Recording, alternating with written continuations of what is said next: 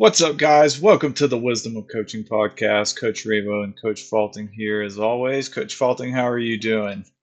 I'm recovering. I had my first major surgery in the history of my life. I had surgery on my left leg to repair a faulty vein. And yeah, it's been an interesting road to recovery so far. Well, we're glad to hear it all went relatively smoothly. From what I understand, I know you're dealing with some of the after effects of the surgery, some bruising and some things like that, but um, it couldn't keep you down. You were already at the track meet just a few days later, right? Well, I actually went to three track meets in 3 days. uh, so I had my surgery a week ago Thursday. Um, they've got some stipulations of things I'm not allowed to do for the first 2 weeks, but they encouraged me to walk.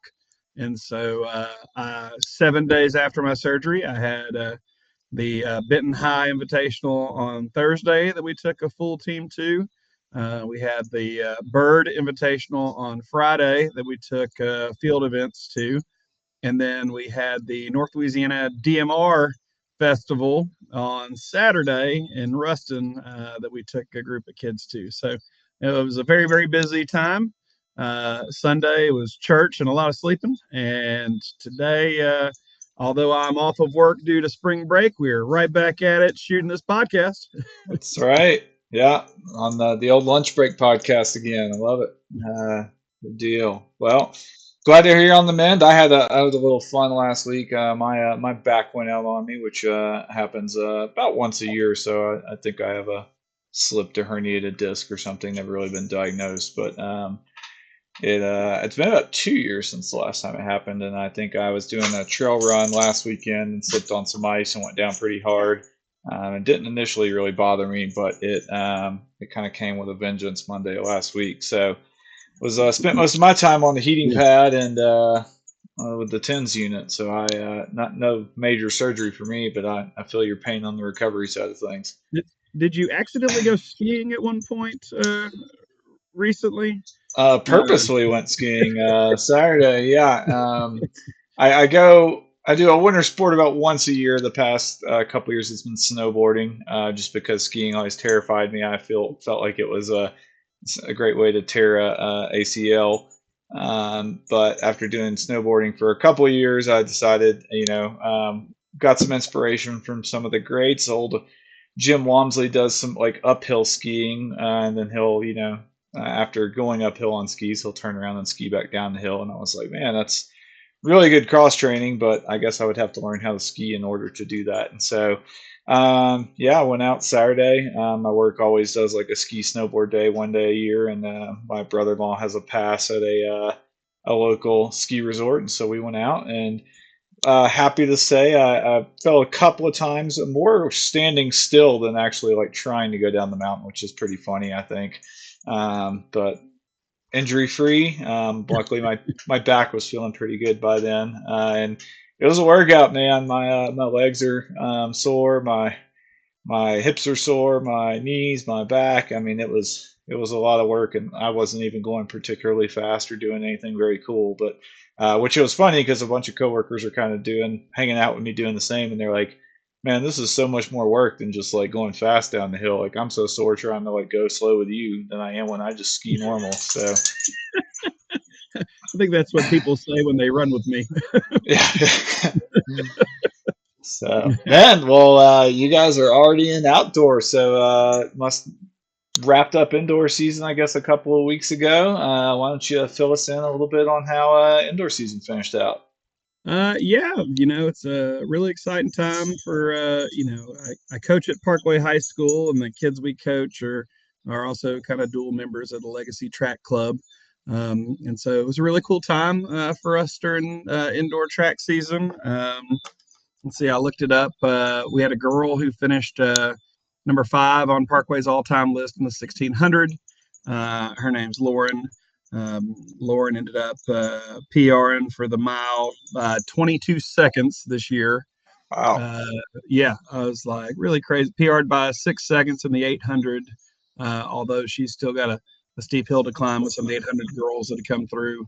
during indoor over the years. But she also turned around and PR'd by 10 seconds in the outdoor 800 at Benton on Thursday, and definitely moved up pretty high in the rankings there. But we had a girl who, Ember, who's now number 6 all time in the 3200 indoor. We broke the school record in both boys and girls indoor shot put. We had a boy that ended up number 2 all time in the school for the indoor 400, number 3 for the 800, a number 4 for the 1600 by Ben Rillifson, who also finished number 3 for the indoor 3200, and number 3 all time for the indoor mile. So we had a lot of really, really good things going on. And then at the state meet, our boys 4x8 team broke the school record in that as well. So really, really exciting. We turned around 10 days later, did the Benton meet. We kind of just let people get their feet wet a little bit there, except for we put on an elite 2 mile at the end of the event. And we had a boy who ended up being number 2 all time in school history in the 3200 with a 935. Another boy that came back, and I believe he's now 5th all time with a 943 in the outdoor 3200 and stuff. So it was really, really cool that we're running this fast, and we're still, early March. We were running really fast in February. And kind of the way that we believe in training is a lot of base building type stuff through January and February. And you just kind of, if you can beat people and run fast while we're building that base back up after cross country, awesome. It's kind of laying you out for us. And if you can't, it's okay, because the ultimate goal is what can we do in May, so it's real exciting to see where we're at this early. Yeah, absolutely. I think that's a great call out with base building. A lot of people think track and they think, oh man, we just need to be getting on the track and running hard repeats, and maybe not worrying quite as much about things like longer tempos or the long run or just longer easy days. And even the mile is something like 90% aerobic, Yeah. and the mile is, a middle distance race. So if you don't have that aerobic engine, then even doing all that speed work, you're going to find yourself lacking compared to people who are doing that aerobic work. So I really love that. After cross country, after a little break, towards the end of the cross country season, you're probably slowing down some of the aerobic training and picking up a little bit more of the anaerobic training to get ready for state. And so just reintroducing that, getting some long runs in, getting some longer tempos, and really just working to build that aerobic capacity, because everything is built off of that. So if you have a good aerobic engine, if you have high aerobic capacity, then you're able to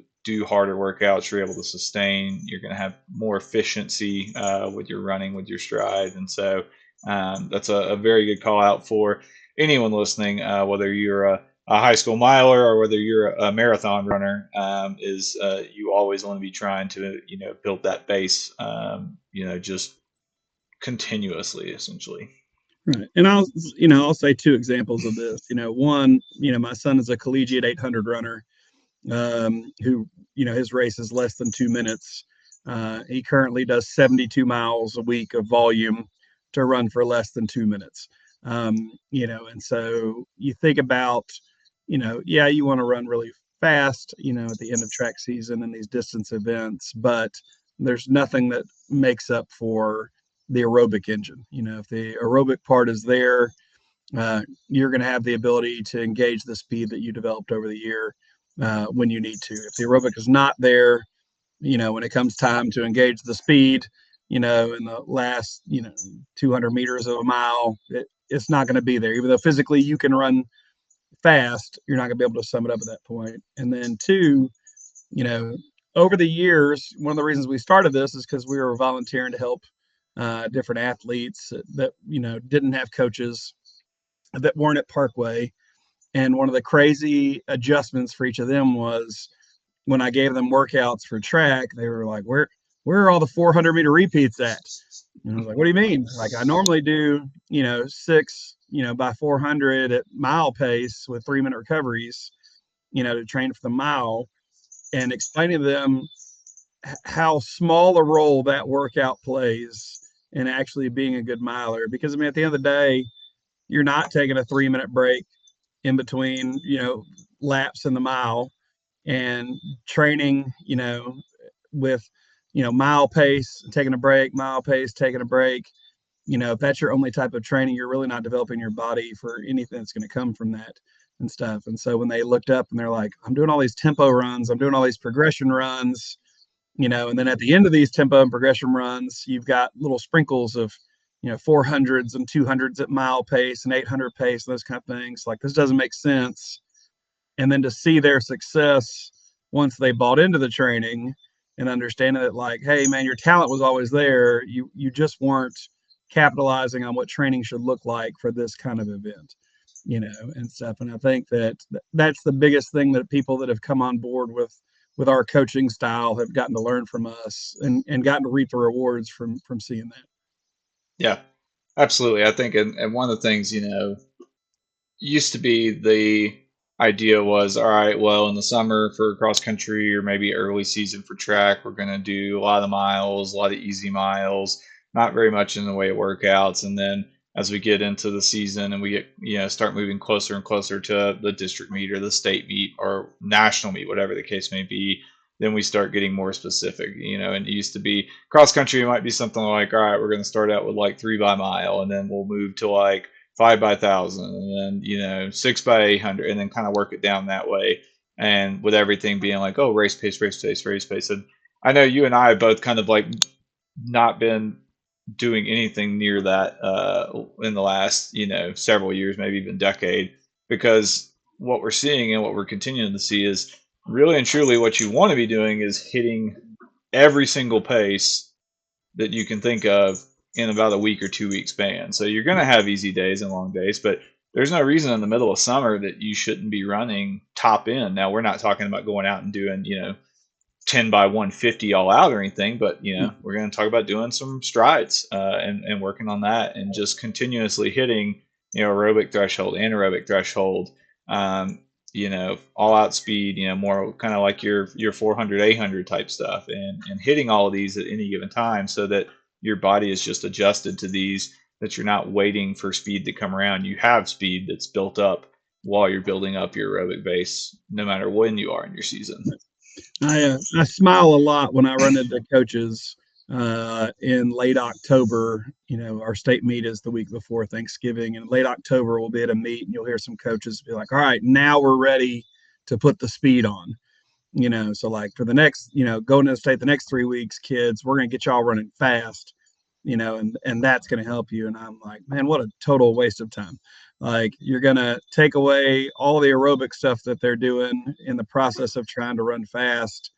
And you talk about adaptation periods. They typically say somewhere around 21 days it takes for adaptation. So starting at the very end of your season to get them to adapt to running fast and robbing them of an energy system in the process, just you watch so many kids that are like, man, I was running faster times in my workouts than I've ever run before. And then they just crash and burn, at the state meet. The reality is, yeah, like if you want to train kids to run fast, you need to sprinkle that in all the time. Okay. We do something like 60-meter sprints, 100-meter strides almost daily, but we do a really, really small amount. We do huge recoveries on that. And it's at the end while you're tired a lot of times, because when are you going to summon that speed at the end of a race while you're tired? So why not train that all the time? And you look up and, all those strides add up at the end of the year to, like, we've done miles and miles of strides, and there's none of that fatigue on the body from that because of how we broke that down. And so I think a lot of people kind of miss that part of training and what it could look like, instead of, all right, now we're going to go, sub-mile pace to train at the end of the year, so that we can run really, really fast, and these kids just die out from it. Yeah, absolutely. And that goes for all kinds of distances. I know one thing is whenever I'm doing ultra training and I'm training for these races that are going to take me 12 hours, 24 hours, the most people's thought process is probably like, well, you're just probably going out and doing a lot of long, easy runs. And I am, that is part of it. But I'm also going out and I'm doing workouts during the week, and I'm doing things where Maybe not going out and doing 12 by 400, but I am doing things like mile repeats or tempos or things like that. And the rationale behind these is you're building your efficiency. So in this instance, I may never come close to 7 minute pace when I'm doing an ultra, and I probably shouldn't. But if I run 7 minute pace a lot in my training and I become more efficient at running 7 minute pace, that just means that when I'm running 9, 10, 11, 12 minute pace, I'm a more efficient runner at those paces. So I'm burning less calories, I'm burning less fuel, I'm going to have better endurance, I'm going to have better posture and things like that. So I'm going to be wasting less energy than I would be if I wasn't as efficient of a runner. So that's another thing that you can always look at in these things. It's not just about necessarily building speed or capacity or things like that, or thinking, well, what are my particular the necessities I'm looking for my particular race. You're also looking at other systems in your body, building that efficiency, making yourself a faster, better runner. That helps you at slower paces just as much as it does at faster paces as well. So I agree. Yeah. Well, speaking of fueling and faster races, I believe you had were telling me about a very interesting article on one of the young and upcoming milers and what he's doing for fueling. So I'm going to let you set this up and take it away. Yeah, two things. One, I'm just always intrigued by what athletes are doing and what might be different that my athletes could be doing. So I'm constantly doing research. And then, ironically, my favorite current American distance runner is the young man who this story fell about, and that is Hobbs Kessler. I believe he's the new American indoor record holder, or sorry, indoor champion in two events. He won the indoor uh, mile and the indoor 3K at the USATF championships. He's just such a great kid. He's young, he's positive. He was an Olympian this summer in the 1500 and the 800. He trains for literally the very nice track club, so the nicest runners out there. And they were interviewing him the other day, kind of about how he fuels, and he has this, secret weapon here. A lot of people don't want to share their secrets to the secret sauce. And when he did, I think people got a little wide-eyed because his secret sauce turns out to be Rice Krispie treats and Country Time lemonade. And so at first you read that and you're like, maybe there's like some superstition there. Like I used to, before every test I ever took in my life, I ate a bag of gummy bears and drank a Coke. And, I got a really high ACT score. I, got a really high GRE score. I passed the national teaching exam and stuff, So for me, it was always, I better get some gummy bears and a Coke. But he actually hired a nutritionist, the track club did, that he works with, who recommended this because a lot of people will admit that you got to get carbs and protein in your body to fuel your body, and they typically say within an hour of ending your workout you need to do that. But two things that came out of this that the nutritionist was advising Hobbs about was um, really the window. You should start refueling quicker than the window that they say. All right, you should start getting some carbs back in your body basically the moment you finish a workout. And so a Rice Krispie treat is something you can just keep on hand. You can grab that sucker as soon as you finish like your last lap, ingest it. It's going to be easy on the stomach.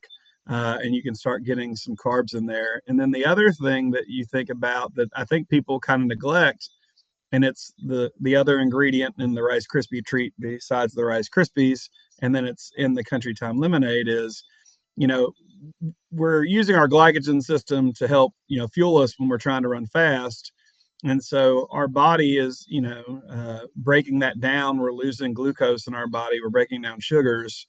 So why not immediately start putting those sugars back in our body as well, and in a practical manner, like Country Time lemonade, to drink a swig of in between reps, like you would water, is giving you the same water, but as well, it's giving you a little bit of sugar in there, but nothing that's going to upset the stomach, And then at the end, when you're eating that Rice Krispie treat, not only are you getting those carbs, but you're getting that glucose in there from the marshmallow, that kind of adheres the Rice Krispies together.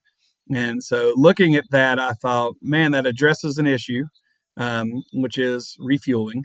It addresses it in a really simple manner, because I think it's really easy in this day and age to get access to Rice Krispie treats, and Country Time lemonade.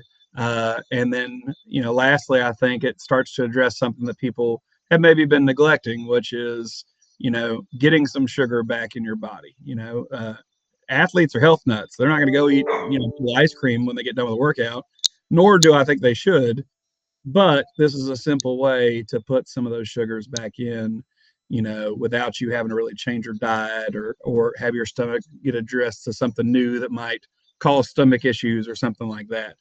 And so I am the great experimenter.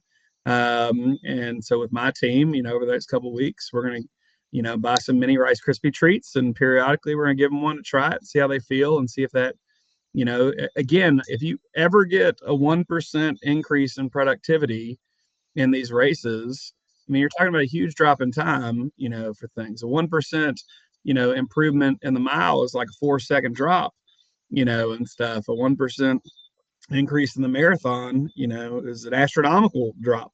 you know, Oh yeah.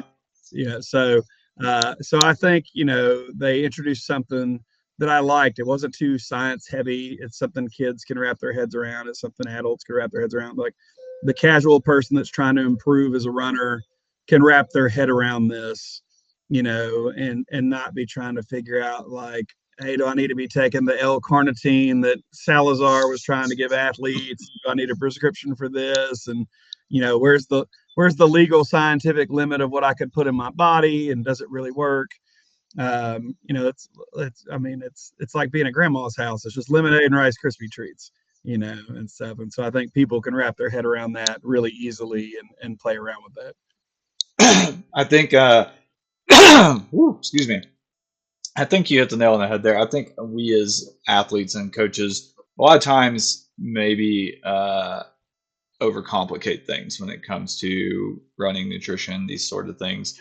And this is one of them. I mean, 100% Hobbs Kessler could go and buy some gels or something that would do probably exactly the same thing. Um, but hey, gels are expensive, and unless you are sponsored by them, I guarantee you could go buy probably a box of Rice Krispie treats and a whole case of Country Time lemonade for and get way more fueling in than you can for the equivalent amount of gels. So this just makes a whole lot of sense to me in terms of like you said, it's easy. You can find this anywhere. This isn't like, oh man, I forgot my gels at home. Like you can swing by a gas station and pick up Rice Krispie treats and Country Time lemonade, and that's just it. You're getting the sugar in, you're refueling. And there's a lot of this coming out. One of the guys I talk about frequently, David Roche, who broke the Leadville 100 record last year and won Havoline 100.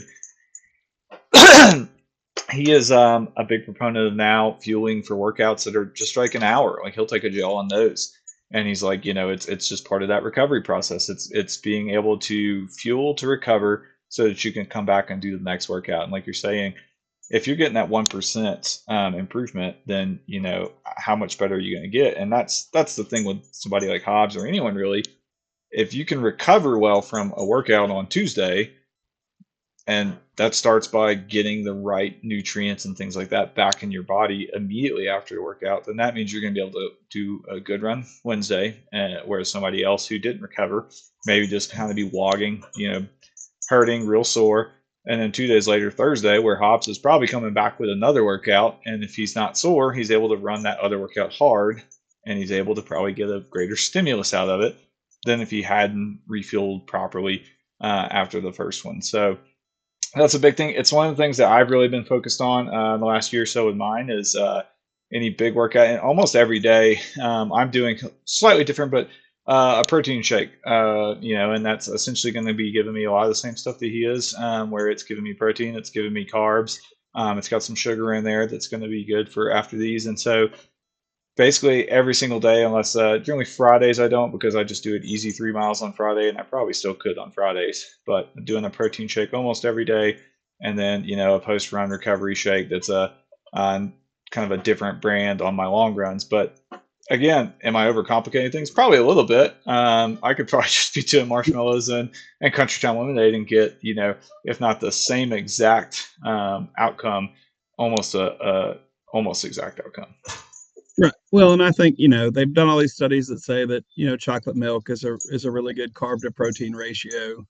Um, but again, like coaching athletes, in different locations to train for cross country, it was both expensive and very difficult to keep cold, enough chocolate milk to fuel a team, day in and day out on workouts. And so when you sit here and go, my God, Rice Krispie treats can survive the nuclear holocaust, and they're going to be good to go. And Country Time Lemonade, they serve that in powder form. Like we can put that in just water and get that going. Like now you're talking about, something that's a little bit more practical for coaches that are trying to find some way to give their kids, an added boost to things without, breaking the bank or trying to figure out the logistics of things and stuff. So I'm very excited about this. I I'm not as excited about the other literature that I read this week. I was about to ask, Yeah, speaking of break the bank, let's talk yeah. about the other literature. And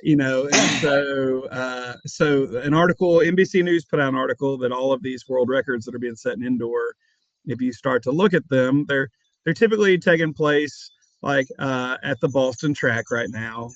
They're typically taking place in Nike spikes, and so you look and are like, okay, well, if all these people are running at Boston and all these people are wearing the Nike spikes, what is the separator amongst these elite of the elite who are also, generally doing some of the same trainings?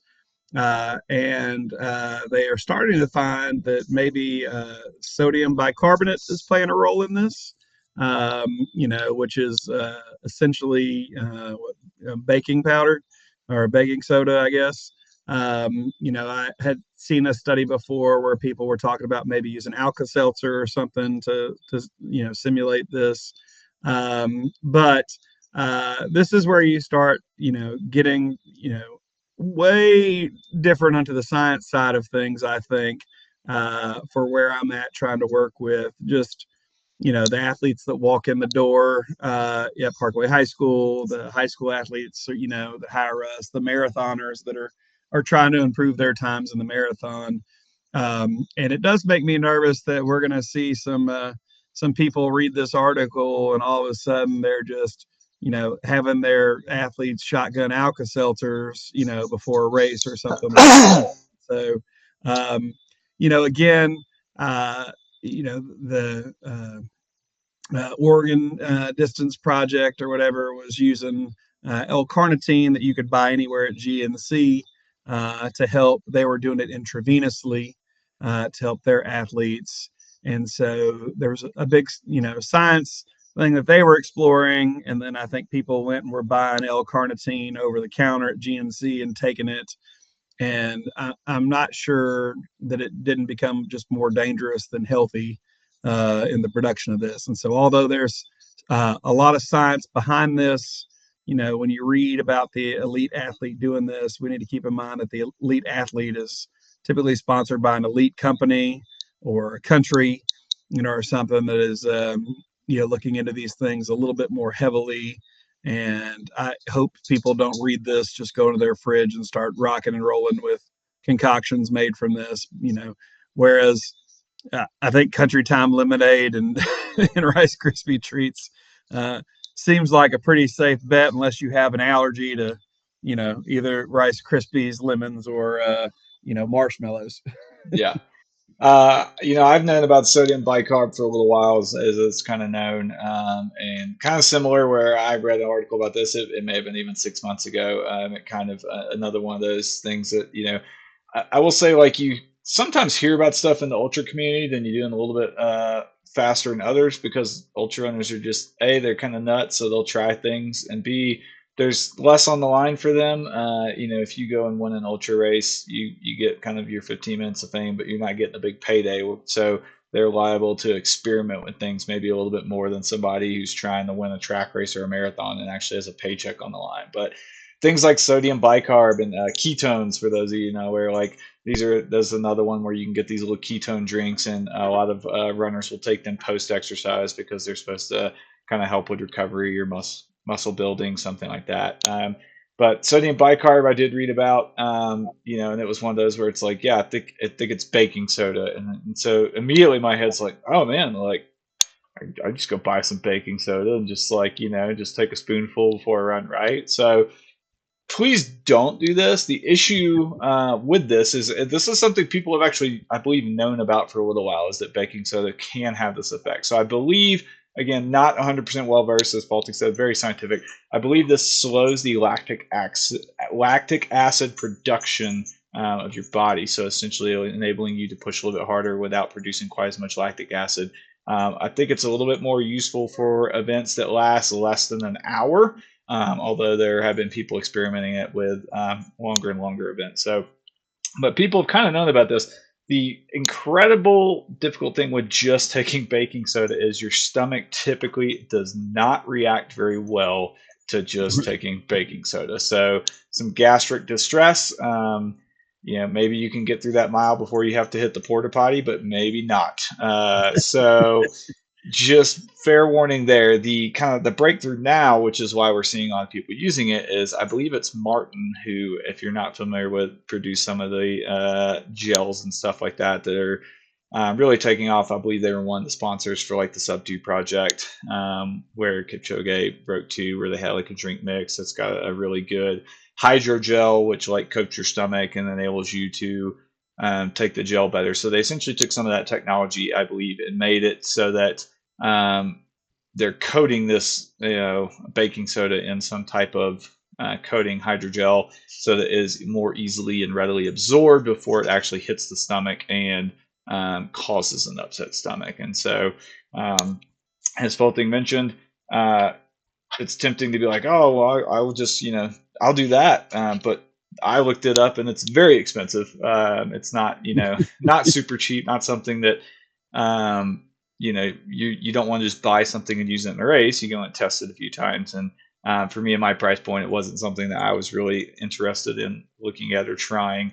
Same thing with like the ketones, where you're talking about like this little shot of whatever it is, like $10 a piece or something like that. And you're just like, that's just kind of outside the realm of possibility of I think most individuals who are like, well, I'm not paying $10 per shot of little thing. I can go buy a thing of protein powder for 30 or $40 and use that for almost a month. And so it's it's intriguing. It's interesting. I can't kind of wait to see, what comes of it. And I think we will eventually kind of start seeing maybe this be a little bit more accessible. When everything's right off the press and hot, and of course, everybody's going to be price gouging it a little bit. And I think as other corporations kind of figure this out, you might see a little bit more affordable options for sodium bicarb. I could see them like starting to mix this in with some gels or something like that, so that when you're taking those for a marathon, you're getting a steady stream of it.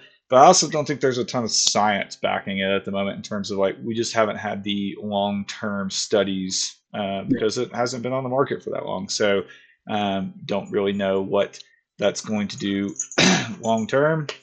I don't think it's going to be anything negative per se, but it may just be one of those things where it might be some placebo as well as, having an effect on what it is doing. So yeah, very interesting. Please, please, please don't just go out and start like taking spoonfuls of baking soda. If you do, you may want to stick to a route close to home.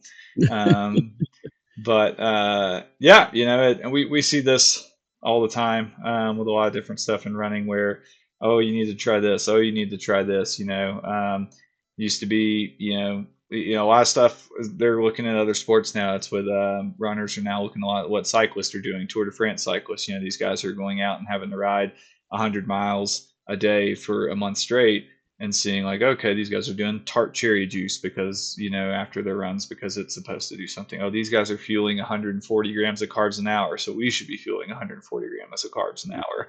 And some of it is sticking around, and hey, we're seeing that maybe it's working a little bit. And some of it's like, there's a difference between running and cycling in terms of like what's happening.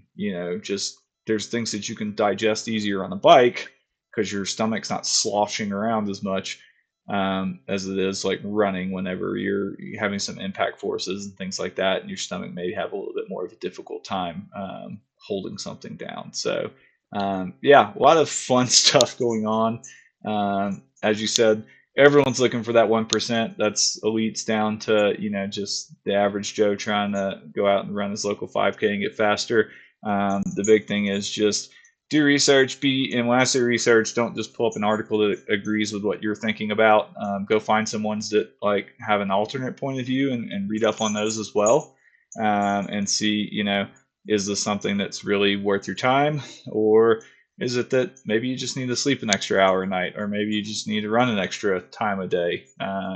Make sure you're exhausting all of your easy options. Maybe you just need some Country Time lemonade and a Rice Krispie treat before spending $60-$80 on a supplement that may or may not achieve the outcome that you're looking for. And again, I would say too, like,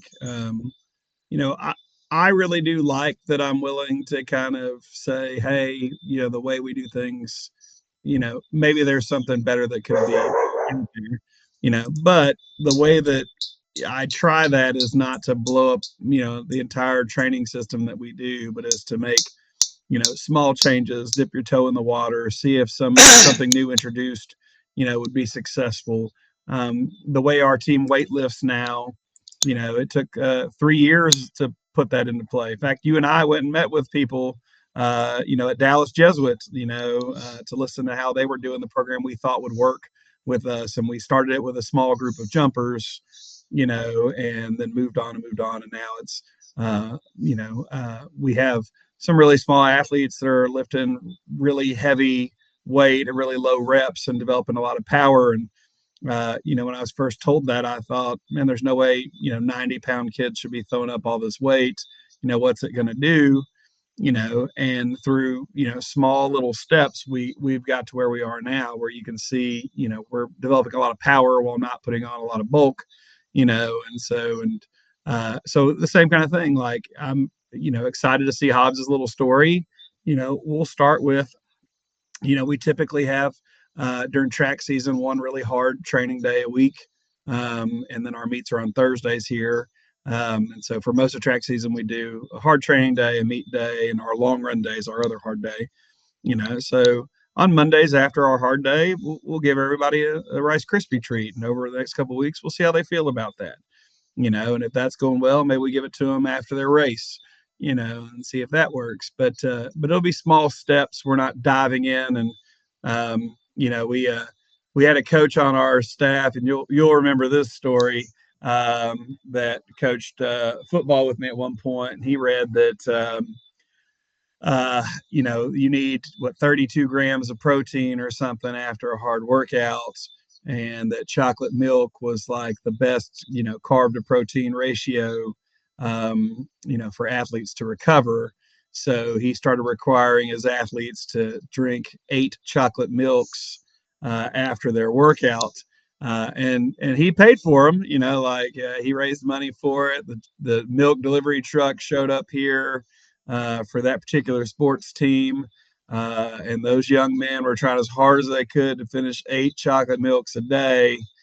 And, sometimes it's just enough science to be dangerous, man. Like, you're talking lactose problems, weight gain, Oh yeah. all kinds of negative things people all of a sudden just hating chocolate milk for the rest of their life. And so somewhere in there was a hint of truth, like, this is going to give you your 32 grams of protein, and this is a great carb to protein mix, but it got lost somewhere in the shuffle of, well, that means 8 chocolate milks after a workout, and stuff. And so I just advise people all the time when we start these things, small doses, very incremental. Like, I see people all the time. We had a couple of girls one year that saw on Instagram, like, they wanted to get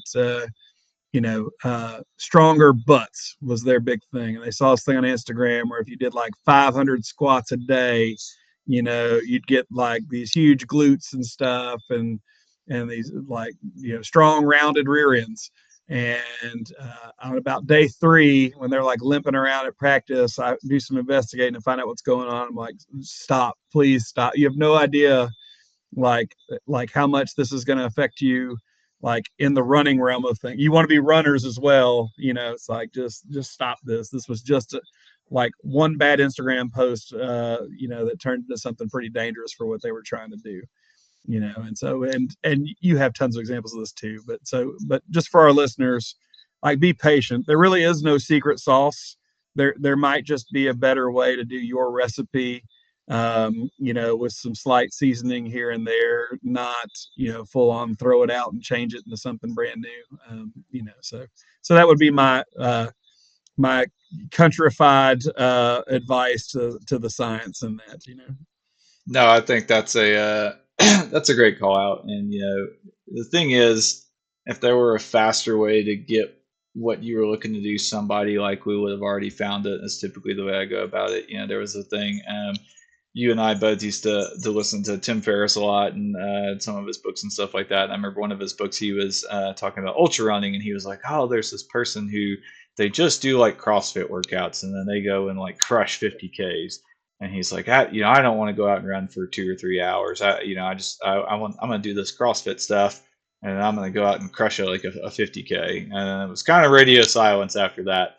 And, somebody was like, yeah, it didn't work. And it's like, if people can go out and win a marathon and not run 140 miles a week, they're going to figure out a way to do it. But if every single person who's winning a marathon is going out and running 140 miles a week, it's safe to say that that's probably the most, just the most likely way you're going to get to that. And the same thing goes for all these other things. Like, if, and that's why I always say, give it some time. The sodium bicarb thing, a bunch of people are doing it now. I mean, in a year we may look up and that may be the gold standard now. That may be as, you know, as frequent as people taking gels in the marathon or whatever the case may be.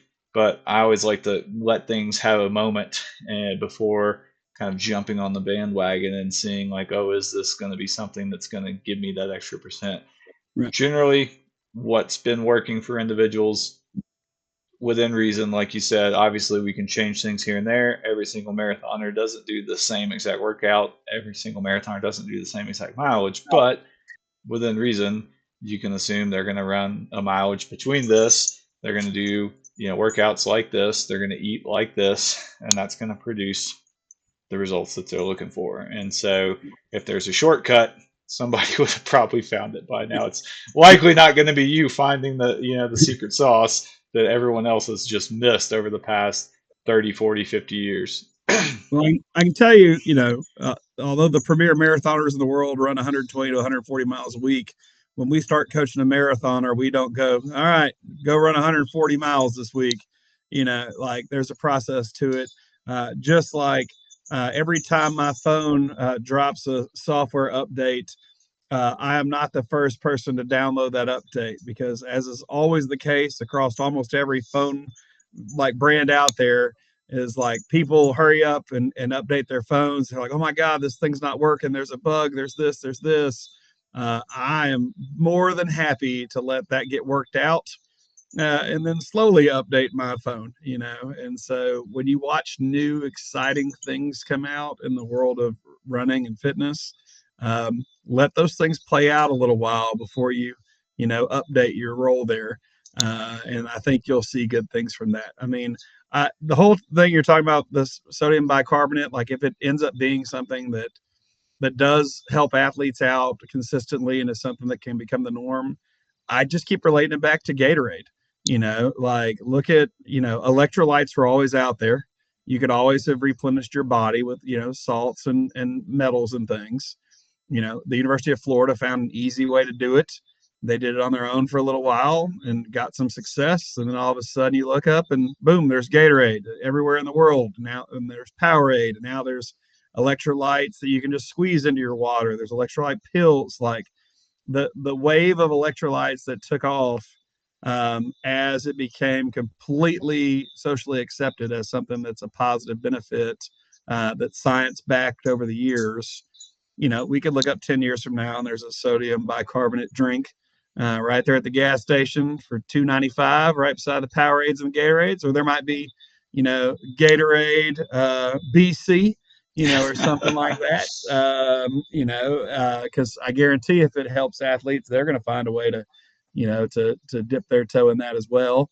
And so yeah, I think if people are patient, you'll see this trickle down to the everyday man, where you're not, trying to be a chemist and risking something in the process. Absolutely. And all the more reason, if you are considering, trying to train for an event, not sure what to eat, drink, take in, runs to do, all the more reason to get a coach. That's people think that the reason they get a coach is to get a training plan and all this other stuff. Look, like if you work with us, you get a training plan. And I'm not saying training plan isn't important, but you can go find a training plan, free one online that'll do a lot of what we will do. And just being 100% honest with you, but you don't get a coach for the training plan. You get a coach mostly to tell you no, to tell you, Amen. hey, don't Amen. do that. Don't do that. Don't take that. Don't try that. You're doing fine. You're right on schedule. That's what you get a coach for. You get a coach and personalized training and a lot of this other stuff that is very important. But a lot of it's just having somebody that can tell you like, hey, this is a good idea. Hey, this is not a good idea. Or to, kind of walk you back off that ledge a little bit when you're freaking out and like, oh, I'm not ready for this race. And it's like, no, you're ready for this race. Like, so all the more reason if you're on the fence, you're thinking about it, reach out to us. Legacy Track Club on Instagram, Facebook, YouTube, website. Reach out to us and let us talk to you. If you're not sure, just shoot us a message. We have some training plans that we can develop, but we're also happy to kind of put something together if it's going to be what's going to work best for you and whatever it is that you're training for. Yeah, I think that's a great way to wrap up today's show there, Rabo. So if you want to send us out from there, I think we've given people a lot of information today on what's out there and how to handle it, and if you need somebody to help you with how to handle it, to come get to us stuff. But yeah, so if you want to send us out, we wrap this one up. Sounds good. Well, everybody, thank you so much for tuning into the Wisdom of Coaches, brought to you by Legacy Track Club. As mentioned, you can find us on Instagram, Facebook, YouTube, or our website, legacytrackclub.com. Feel free to hit us up if you ever have any questions or looking for a training plan. Otherwise, we'll catch you back here in another week or so. All right, have a good one.